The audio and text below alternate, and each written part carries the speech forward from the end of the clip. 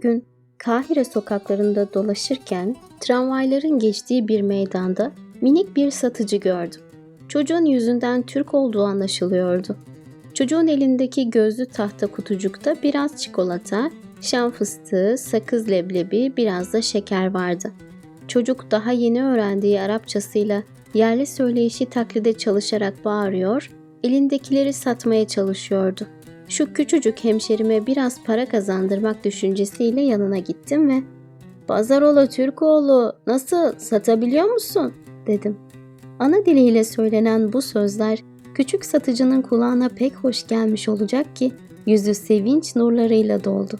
Sevimli çakır gözlerini bana dikerek "Rabbime bin şükür" dedi.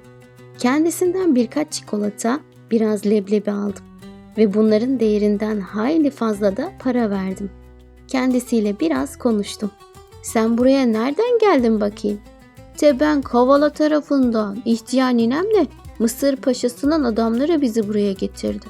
"Nerede oturuyorsun?" "Bozgundan kaçanlara bir yer verdiler. Mahallesinden, Sari Rabi." "Çalış evladım.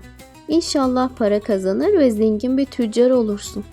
Hemen her günkü gezilerimde adı Adem olan küçük vatandaşımı görüyordum.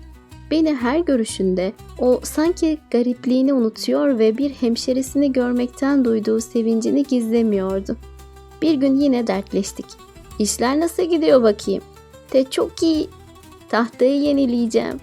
"Hangi tahtayı?" "Elimdeki tahtayı. Yarım riyale bir tane ısmarladım. Hacı Gafur'a her gün biraz para veriyorum. 4-5 güne kadar kutuyu alabileceğim."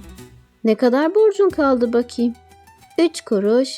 "Al sana 3 kuruş vereyim. Her gün senden biraz fıstık alarak ödeşiriz." Büyük bir sevinçle "Ağabey, ver elini öpeyim." Ertesi gün Adem galip bir komutan gibi her zamanki yerinde geziniyor ve daha ümitli, daha kuvvetli bir sesle bağırıyor. Yeni ve boyalı kutusuna sevinçle bakıyordu. "Fıstık, çikolat." Hemşerimle yine görüştük. Şimdi neşesinin sonu yoktu. Konuşma sırasında bana şöyle diyordu.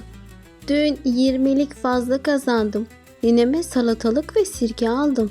O yemez ama hani köyümüzde yaptığın gibi bir ekşi salata yap dedim.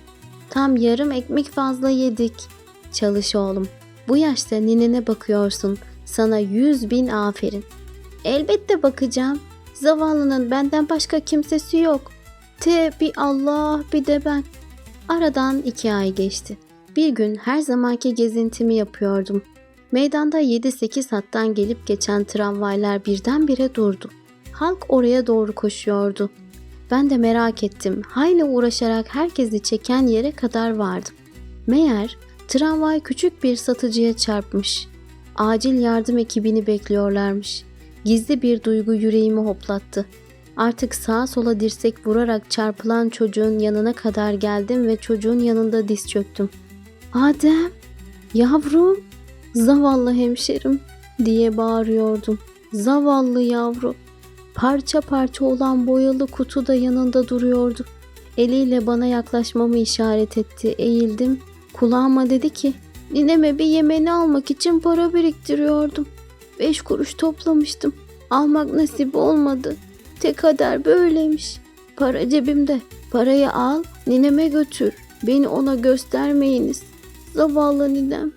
Yavrucak hastaneye götürülürken yalvaran gözlerle bana bakıyordu.